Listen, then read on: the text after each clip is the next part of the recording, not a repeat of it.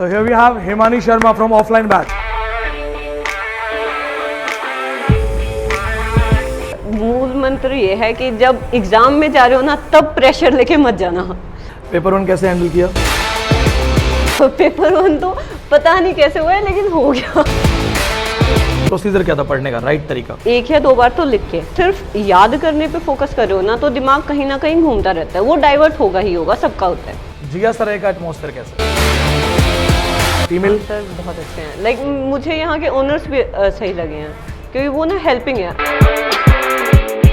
The India's Most Trusted Brand of the Year Awards 2024 with the first award category which is Best UGC NET JRF English Coaching in Delhi by Vineet Pandey. It goes to Professor Vineet Pandey.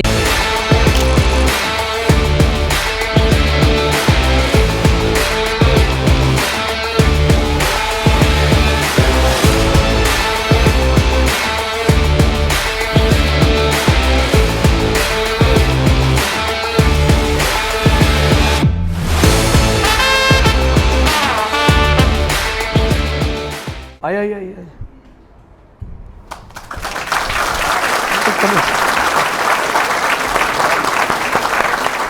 So here we have Himani Sharma from offline batch. Himani, first of all, congratulations. Thank you. इसको आप ऐसे लगा लीजिए because you have to talk. Thank you so much. Thank you. This is one of the reason मेरा weight कम नहीं हो रहा है। 2 महीने वेट कम करता हूँ फिर कोई रिजल्ट आ जाता है then start getting this. Thank you so much. Please be seated. Now she's your senior. You can talk. अब बताओ, आप पहले तो ये बताओ क्योंकि I have taken your reference many a time. मैं इनको डराता हूँ तुम्हारे नाम से। क्या बोला था मैंने? मैं इनको बातचीत को बोलता था कि तुम याद करो, पढ़ो, रिवीजन करो बिकॉज तुम्हारे कंपटीशन में उस तरह के लोग बैठेंगे जो सब कुछ पढ़ के बैठे। Now she is here. It's all yours. कैसा लगा पहले तो ये बताओ मेरे क्वेश्चंस। सबसे पहले जब अच्छे थे एग्जैक्टली वो वाला मोमेंट जब आप अपना रोल नंबर या नाम सामने देखते। सर सबसे पहले जैसे ही मैं देखा था ना मेरे को सच में यकीन नहीं हुआ था। मैंने 3 बार वापस से मेरा नाम, रोल नंबर और वो चेक किया है कि वो क्वालिफाइड फॉर असिस्टेंट प्रोफेसर लिखा हुआ है। तो वो मेरे लिए लाइक बहुत वो होता है ना क्योंकि इतना हम स्ट्रगल कर चुके हैं। 2 बार मैं एग्ज़ाम दे चुकी हूँ, सिर्फ 1 या 2 क्वेश्चन से रह रही हूँ। सो या वो फिर एक ऐसा होता है ना थोड़ा कि भाई लास्ट टाइम मेरे को लगा था कि अब तो नहीं हो पाएगा। साथ में ये भी था पीएचडी चल रही है तो इस बार वाला ये था कि भाई भागा दौड़ी में बस कर लो कैसे ना कैसे करके कुछ ना कुछ जहाँ से जो भी हाथ में आ रहा है बस पढ़ लो कहीं कहीं से। सो वैसे वाला सा सीन रहा। बट सच में जैसे ही रिजल्ट देखा ना सबसे पहले यही हुआ कि Vineet sir ji thank you so much क्योंकि आपकी वजह से हुआ है गुरुजी। जितनी मतलब मेहनत आपने हमारे साथ की, हमें जितना सपोर्ट किया है ना तो वो चीज़ बहुत बड़ी है। ये रहता है कि भाई पेरेंट्स सपोर्ट करते हैं वो सब है सो वो ठीक है, बट होता है ना कि जो गुरुजी करते हैं वो तो भाई बेस्ट होता है सो उसके लिए सबसे बड़ा थैंक यू सर को है। थैंक्स टू यू फर्स्ट क्योंकि she was always she used to sit in front bench only, ठीक है, और रेयरेस्ट कोई क्लास मिस की होगी, क्लास मिस नहीं करते थे। If we are having some Shakespeare का बर्थडे सेलिब्रेट किया था शी केम, तो ऐसे ना कि अरे जाने तो कौन आता है यार, नहीं, she was the part of each and everything, direct indirect learning. We celebrated birthday of Shakespeare and I said that all of you those who come here remember some quotations I will ask you. Quotations याद करके आना, ये लोग अपने अपने quotes याद करके आए। So she is the one who has given her best. As a teacher जब मेरी बात हुई इनसे क्वालिफाई होने के बाद तो मैंने कोई एक लाइन बोली, मैंने कहा मुझे ना दिल से बहुत शांति महसूस हुई है क्योंकि we teach, हम ऑब्जर्व करते रहते हैं तो हमें वो नेट के मुझे जो नेट का स्टैंडर्ड है वो पता है, उसके हिसाब से मैं ऑब्जर्व करता रहता हूँ कौन उसके आसपास जा रहा है। तो जहाँ दिख रहा होता है, there are many students in batches जो मैं देख के जानता हूँ कि ये जेआरएफ कर लेगा, ये जेआरएफ कर लेगा, या ये डिजर्व करता है, ये इतनी मेहनत कर रही लड़की, इसका हो जाना चाहिए। She was that. सो वो पॉइंट परसेंटाइल से मिस होना, बस लाइक अरे यार इतनी मेहनत कर रहे हैं वो लोग, इतनी उम्मीदें लेके पढ़ रहे हैं, और शी यूज्ड टू मीट आंखों में ऐसे तो ऐसे अरे यार थोड़ा सो जाओ, थोड़ा रेस्ट कर लो। सो टेल मी कितने घंटे वगैरह पढ़ते थे व्हाटएवर जो भी आपका सीरियस लेवल प्रिपरेशन था? लाइक सीरियस लेवल पे जब तक क्लासेस पीएचडी की नहीं कंटिन्यू हुई थी तब तक तो 7 to 8 आवर हो जाते थे। 7 to 8 आवर्स रेगुलर? या morning time, evening? Yes sir, मतलब बोथ भी होते हैं ना, तो क्योंकि साथ में और कुछ ना कुछ हमारा चलता ही रहता है, लगी है कभी बीएड चल रही है या कभी कोई और एग्जाम्स आ रहे हैं, सो वो मेरा रहा है। मल्टीपल फ्रेंड्स देखते देखते क्वालिफाई किया साथ में? हाँ, कि वैसे वाला सीन रहा है हमेशा। तो वही होता है ना कि पेरेंट्स कहते रहते हैं कि यार जो भी अगर तुमने बीएड कर लिया है तो तुम लाइक स्कूल लेवल वाले एग्जाम से वो भी दे दो, तो उनके साथ में चलो वो तो हो जाते थे आराम से। ये इस वाले में थोड़ा सा पता नहीं कहीं ना कहीं ये लग रहा था कि यार लक का फैक्टर है, किस चीज़ का है, लेकिन कुछ है। सो इस बार होने के बाद भाई इतनी खुशी हो रही है वो बहुत ज़्यादा है सच में। Did you cry? बस आने ही वाले थे, लेकिन ये बात है कि साथ में उस टाइम पे मैं भाई से बात कर रही थी जो मेरे सिबलिंग है, सो और वो हमेशा मेरे को यूँ डराते रहते थे कि भाई तुझसे कुछ नहीं होना ना, तू कुछ नहीं कर रही, तू वहाँ पे जाके भी कुछ नहीं कर रही। वो होता है ना कि बड़ा भाई है तो वो अपना यूँ दिखाते होते हैं कि भाई हाँ तुम्हारे हाथ का नहीं है भाई। और मैं उनको हमेशा ये कहती थी मैं तुम्हें ना प्रूव करके दिखाऊंगी, ठीक है, मेरे को ऐसे नहीं आता कि भाई मैं तुम्हें अभी बताऊं मैं कितना पढ़े रही हूँ, क्या पढ़े रही हूँ, ठीक है, हाँ अब प्रूव कर दिया। और फिर मैंने ये भी चीज़ नोटिस की कि जितना वो मेरे को डांटते रहते थे ना, उनकी खुशी उस लेवल की ही थी भाई। जैसे ही उन्होंने सुना है कि भाई हाँ नेट हो गया है, उन्होंने मेरे से पहले घर पे फ़ोन किया है कि भाई हाँ उसने कहा था कि वो प्रूव करके दिखाएगी और उसने प्रूव किया है। सो ये वाली चीज़ है। और आप लोगों के लिए भी यही है भाई, मेहनत करते रहो, हो जाएगा बहुत आराम से। और मैंने ये चीज़ भी नोटिस की, हमारे केस में ये था जब तक हम बहुत ज़्यादा प्रेशर लेके पढ़ रहे थे ना, तो वो हर बार थोड़ा सा यूँ रह जा रहा था। और इस बार मैंने क्या किया, इस बार ये था कि कुछ तो मैंने भगवान जी पे छोड़ दिया था कि भगवान जी मैं दे के आ रही हूँ मेरा बेस्ट करके, और आपके ऊपर है। सो होता है ना कहीं मैं मानती हूँ कि थोड़ा लक का फैक्टर है। और कुछ ये था कि भाई अब मेहनत भी चल रही है साथ में, लेकिन मैंने इस बार यूँ दिया था कि मैं जो भी रिजल्ट आएगा ठीक है, बट मैं इतना प्रेशर नहीं लूँगी। क्योंकि जिस सर ने बताया ना, हम 3 से 4 लोग ऐसे बैठते थे, हमारी आंखें ऐसे इतनी यूँ डार्क सर्कल्स हो गए थे उस टाइम तक, तो वैसे वाला से रहता था। बट अब ठीक है, अब थोड़ा ये है कि शांति है अंदर और खुशी बहुत ज़्यादा है भाई। That's the point what you want to say. Pressure में कोई कितना भी ज़्यादा फोकस होकर कर रहा हो, लेकिन आपका सेल्फ क्रिएटेड प्रेशर है, होता है, आई अंडरस्टैंड। फैमिली मेम्बर्स बोलते हैं इसी बार कर देना, दिल्ली गए हो खाली हाथ मत आना। कल परसों भी मुझसे कोई बात करते करते रो रहा था कि उसकी फैमिली बहुत एक्सपेक्ट कर रही है कि वो तो कुछ अलग ही चीज़ होने वाली। प्रेशर में क्या होता है ना, आपने सचिन को देखा 99 पे आउट होते हुए, वो 99 पे आउट हो जाता क्योंकि उसको जो अगला 1 रन है वो सिर्फ 1 रन नहीं था, वो 100वां रन था। तो व्हाट शी हैज सेड, पढ़ सब लिया, याद सब कर लिया, इस बार रिलैक्स हो गया कि देखा जाएगा अब जो होगा। वहाँ पे क्रिएटिव ब्रेन काम करेगा, उसके पीछे हार्ड वर्क है।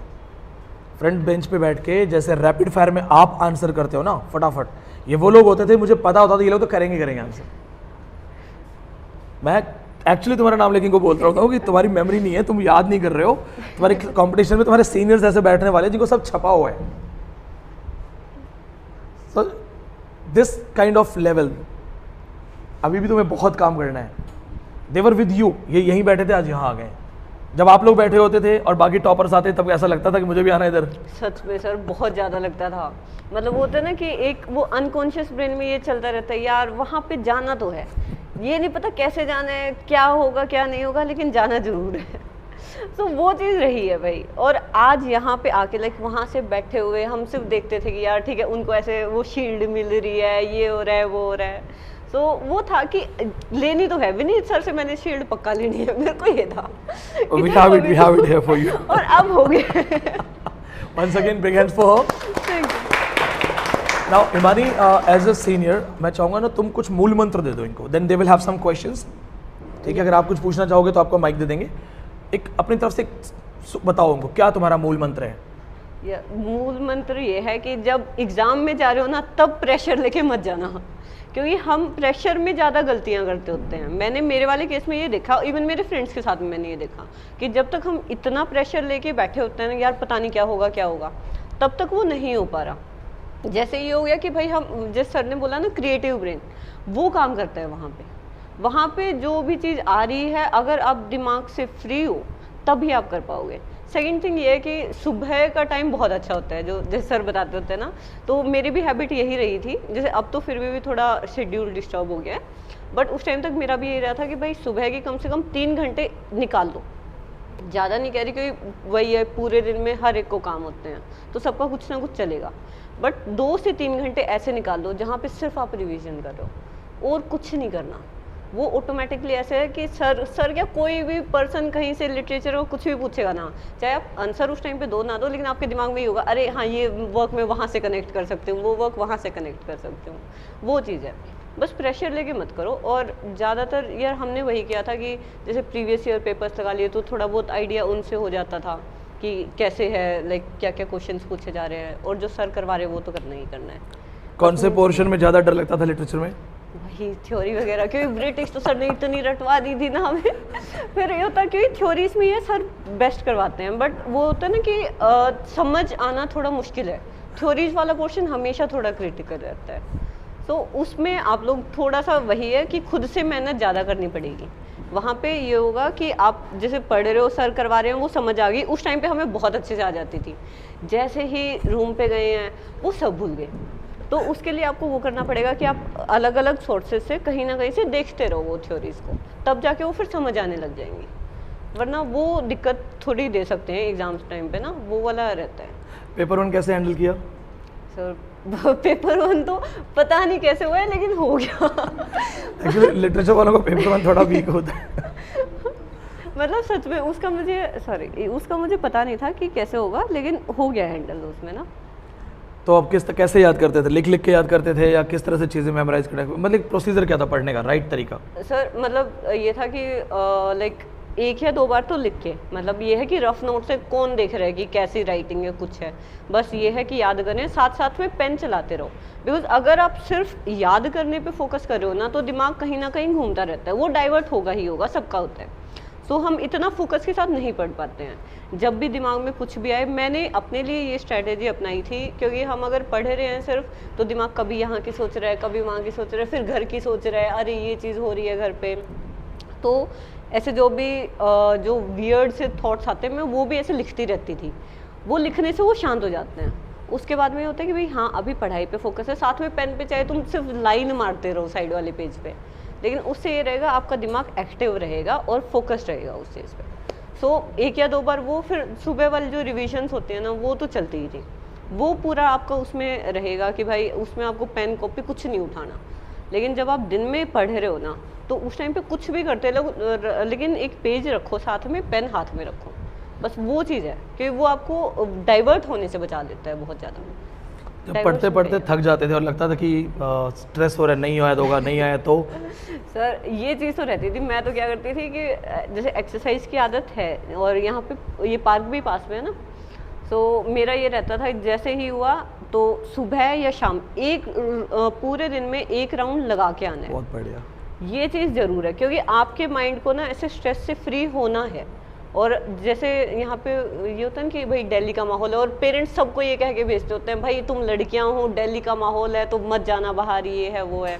मेरे पेरेंट्स ने भी कहा था, ऐसी बात नहीं है। तो बट मैंने उनको फिर ये थोड़ा इंश्योर किया कि भाई यहाँ पे पास में पार्क है और मैं ज़्यादा दूर भी नहीं जा रही हूँ। जब तक आप अगर सिर्फ ये है ना कि मैं रूम पे ही हूँ, तो भाई वो ये होता है कि दिमाग थोड़ा सा काम करना भी कम कर देता है। वैसे वाला होता है ना कि प्रेशर ज़्यादा आने की वजह से, तो आपकी वो क्रिएटिव साइड फिर इतना एक्सप्लोर नहीं हो पाएगी। अगर आप एक्सरसाइज, मतलब कोई भी क्रिएटिव फील्ड, चाहे आपको डांस आता है, आपको कुछ भी खुद के लिए करना है, उससे ब्रेन ज़्यादा एक्टिव रहता है। मैंने यही किया था भाई मेरे वाले टाइम पे ना। What you said is 100% correct. जब आपका पढ़ते पढ़ते माइंड बहुत प्रेशराइज हो जाए, सो डू समथिंग जो आपको मेंटली रिलैक्स करे। अगर आप गिटारिस्ट हो, गिटार प्ले करो। अगर आपको म्यूजिक पसंद है, अपना फेवरेट सॉन्ग सुन लो। कुछ भी नहीं कर सकते ना, तो बर्तन धो लो, कपड़े साफ कर लो। ऑनेस्टली मैं ये करता था, क्योंकि मुझे वो म्यूजिक वगैरह का इतना शौक नहीं है, और उस टाइम इंटरनेट चलता नहीं था, तो मोबाइल पे भी हम टाइम पास ज़्यादा नहीं कर सकते थे। तो मैं क्या होता, जो लगता ना कि बहुत पढ़ लिया यार, अब क्या करूँ, तो बाल्टी भर के कपड़े रखे होते थे पहले से ही, लग जाता था धोने। तो वो इन शॉर्ट आपको माइंड अपना कहीं भी कुछ और चीज़ में लगाना है, ताकि वो जो मेंटल एक स्ट्रेस क्रिएट हो गया ना साइड में हो। मॉर्निंग वॉक कर लो, इवनिंग वॉक कर लो, फिटनेस फ्रीक हो, रूम पे ही कुछ पुशअप्स वगैरह कर लो। इन शॉर्ट रिलैक्स हो जाएगा mind, and then you get back to your studies. ये क्रिएटिव एफर्ट है, what she is saying is scientifically proved. जो इन्होंने बोला है वो साइंटिफिकली प्रूव्ड है। आप 2 घंटे पढ़ो, 10-15 मिनट कुछ भी क्रिएटिव कर लो, कुछ भी creative, and come back to your studies, आपको चीजें ज्यादा याद होंगी। आप में से कुछ क्वेश्चन है किसके? एनीबॉडी? किसी कुछ पूछना है? Anand? No questions? All questions answered? चलो फिर इनकी तरफ से मैं ही पूछ लेता हूँ, आप लोग भी कहाँ पूछते थे? तो फरहीन है, उनकी तो नौकरी लगी थी यहाँ, तो मैंने सैलरी पूछ ली थी। तो आप बताओ जिया सराय का एटमॉस्फेयर कैसा है? सर लाइक स्टूडेंट्स के हिसाब से तो बहुत अच्छा ही है। फीमेल? सर बहुत अच्छे हैं। लाइक मुझे यहाँ के ओनर्स भी सही लगे हैं, क्योंकि वो ना हेल्पिंग है। हमारे ओनर तो हैं भाई, मैं हर एक का नहीं कह सकती, बिकॉज थोड़ा थोड़ा डिपेंड करता है ना पर्सनस पे भी। सो वो इन्वायरमेंट अच्छा है, आप किसी भी टाइम निकल सकते हो, आपको ये डरने की ज़रूरत नहीं है कि भाई आप एकदम सुबह जा रहे हो तो पता नहीं क्या हो जाएगा, कोई कुछ कमेंट कर दे या वो सब है, वैसा कुछ नहीं है यहाँ पे। सो मैंने नहीं देखा है अभी तक तो।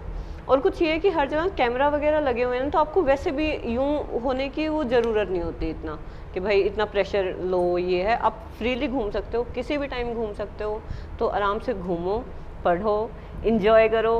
क्योंकि थोड़ा ये होता है ना, कोचिंग फेज में भी वो होता है कि इंजॉय करना ज़रूरी है, माइंड रिलैक्स रखना है, इंजॉय करना ज़रूरी है। अगर ये है आप ज़्यादा प्रेशर में हैंडल वो स्टडी कर रहे हो ना, नहीं हो पाएगी। क्योंकि वही है, ब्रेन की एफिशिएंसी थोड़ी ही देर तक होती है, 1 घंटा मैक्सिमम, किसी का 1.5 घंटा होता होगा, 2 घंटा होता होगा। उसके बाद में ब्रेक चाहिए ही चाहिए, चाहे कोई भी हो। तो ब्रेक लो, 10 मिनट 15 मिनट, ठीक है, वो ब्रेक लेके। और मैं तो लगभग ये करती थी कि टाइम नोट करने के लिए ना, सो मैं स्टॉप वॉच रखती थी अपने पास में। तो उससे ये होता, मान लो एक दिन मेरा ख़राब हो रहा है ना, अगर मेरा 7 to 8 आवर्स स्टडी नहीं हो पाई है, पूरा वो टारगेट कंप्लीट नहीं हुआ, तो अगले दिन माइंड पे ऑटोमेटिकली ये प्रेशर आएगा कि भाई हाँ देख, तेरा उतना टाइम नहीं हो पाया। थोड़ा टाइम के साथ में भी आप, वो होता है ना कि आइडिया रहता है। अगर आप वैसे पढ़ रहे हो ना, आप पूरा दिन मान लो रूम पे बैठ के पढ़ रहे हो और कोचिंग वगैरह नहीं है, सैटरडे संडे, तो बहुत बार हम क्या करते हैं, हम ऐसे बर्बाद कर देते हैं। 2 घंटे पढ़े रहे हैं पूरे दिन में और ये लगता है यार पता नहीं कितना ही पढ़ लिया। तो बहुतों का ये होता है कि वो टाइम का एक इशू रहता है कहीं ना कहीं। तो मैं ये करती थी कि मैं ऐसे टाइमर लगा के रखती थी उस टाइम पे, ताकि मेरे को ये आइडिया रहे कि मैंने कितना टाइम बर्बाद किया और कितना टाइम मैंने एक्चुअल स्टडी की है। सो पूरा उसमें डिनोट हुई हूँ मैं, नहीं हुई हूँ, वो वाला चीज़, वो चीज़ मैं रखती थी थोड़ा। ऑफलाइन बैच के क्या फ़ायदे हैं? हमारा भी बेनिफिट है ना, हमें पूछना चाहिए। ऑफलाइन स्टूडेंट है तो ऑफलाइन के बारे में पूछ रहा हूँ, ऑनलाइन होते तो ऑनलाइन का पूछ लेता। ऑफलाइन का सबसे ज़्यादा यही है कि आप ना एक दूसरे से इंटरेक्ट कर पाते हो। सर से तो कर ही सकते हो भाई, कभी आके आप क्वेश्चन पूछ लो, कुछ भी कर लो, और आपको ऐसे प्रेशर फील होता है। मान लो अगर आप घर पे हो, ऑनलाइन स्टडी कर रहे हो, आपको ना एक टाइम के बाद रिलैक्स होना शुरू हो जाए, अरे कोई बात नहीं कर लेंगे। अगर आप ऑफलाइन में हो तो आपको अगले दिन ये पता होगा कि और सब आंसर करेंगे, और अगर मैं आंसर नहीं कर पाई तो बेइज्जती हो जाएगी। अपनी लोकल लैंग्वेज में ये होता है ना यार, दोस्तों के सामने बेइज्जती नहीं होनी चाहिए। तो वैसे वाला सा सीन होता है। वो प्रेशर आपको पता चलेगा भाई हाँ इतना कंपटीशन में है। और एक पता नहीं, हम तो लोग तो ऐसे करते थे कि जैसे हम जितने भी बच्चे हैं ना, अगर क्लास में थोड़ा जल्दी आ गए तो जो भी डाउट है तो एक दूसरे से पूछते रहो, उससे वो आराम से होता है कि आपको समझ जल्दी आएंगी। कोई भी चीज़ है ना, मतलब ये मत करना रिस्ट्रिक्ट कि भाई अरे मैं पढ़ रही हूँ, सिर्फ मैं पढ़ रही हूँ, मेरे को किसी को नहीं बताना, या कोई भी है। हेल्प करो जितनी हो सके ना, क्योंकि आपको वो चीज़ ज़्यादा खुद के लिए भी अच्छी रहेंगी अगर आप किसी को बता रहे हो। वो तो जैसे टीचिंग फील्ड में हमेशा ये होता है कि आपको कुछ भी याद करना है, आप किसी और पर्सन को लेके बैठ जाओ, वो कोई भी फील्ड का हो, उसे समझ आए ना आए, लेकिन उसे बताओ, तो वो चीज़ बहुत हेल्प करते हैं। वो आपको ना ऐसे याद करवा देगी कोई भी चीज़, जो भी आपको याद नहीं हो रहा आप किसी और को बताने लग जाओ, उसको तो हेल्प होगी होगी, लेकिन आपकी बहुत ज़्यादा हेल्प हो जाएगी। व्हाट शी हैज सेड अभी कि आप दूसरों को क्वेश्चन आंसर्स बताओ, दूसरों को पढ़ाओ। ये संस्कृत में पता कैसे है? व्यय कृते वर्धते एव नित्यम विद्याधनम सर्वधन प्रधानम। जितना खर्च करोगे उतनी बढ़ेगी। पढ़ा के मुझे सारे कॉन्सेप्ट्स याद हो गए ना, तो जितना पढ़ाओगे, एक दूसरे को बताओ, क्वेश्चंस बताओ, पूछो, जितनी इन्वॉल्वमेंट रखोगे।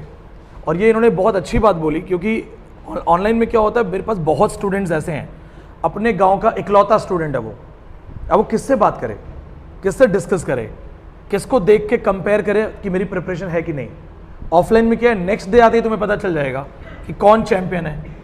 आज पढ़ाया, कल मैं रैपिड फायर करूँगा मॉडर्न एज पे, जो यहाँ राइटर्स लिखे हुए हैं, तो तुम्हें पता चल जाएगा कि अच्छा बालविका ने अच्छे आंसर किए हैं, निशा ने अच्छे आंसर किए हैं, या भूमिका अच्छे आंसर कर रही है, प्रतीक अच्छे आंसर कर रहे हैं। तो एक साइकोलॉजिकल प्रेशर भी आता है दैट सी सब आगे बढ़ रहे हैं, मैं नहीं कर रहा।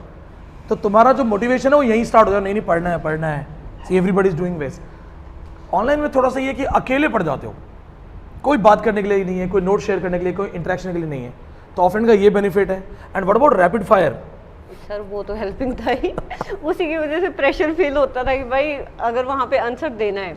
और ये है कि जो रैपिड फायर में चीज़ें हुई हैं ना वो अभी तक याद हैं, वो वैसे के वैसे, मतलब बाहर भी कोई डेट पूछ लेना वो यूं की यूं याद है।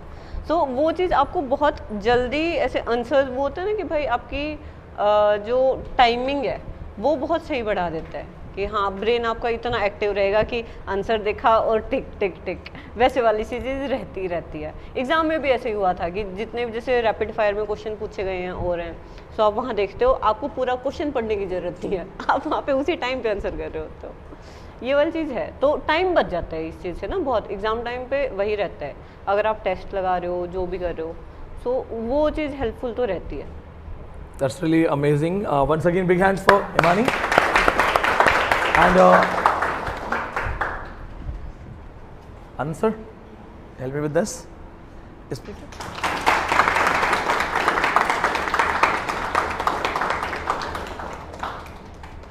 If you have any question, you can ask me. I can connect. No? Okay. Then thank you so much, Imani. And I'll be seeing you in the office in 5 minutes. Thank you so much. And what I want to say, you worked very hard. You deserve it. Thank you so much sir. Actually बहुत मेहनत की है। तो और मैं एक चीज़ और बोल देता हूँ, जो मेरे नज़रिए से है, तो अभी जो उन्होंने नेट क्वालिफाई किया है इसका नॉलेज उससे बहुत ज़्यादा है, ठीक है। ये तो एग्ज़ाम में हौच पौच और बहुत सारी चीज़ें हुई हैं, she is also going through PhD। तो अभी जो उन्होंने नेट स्कोर किया है ना, मैं as a teacher, as a NET qualified teacher, बहुत JRF देखे हैं मैंने अपनी लाइफ में, बहुत JRF।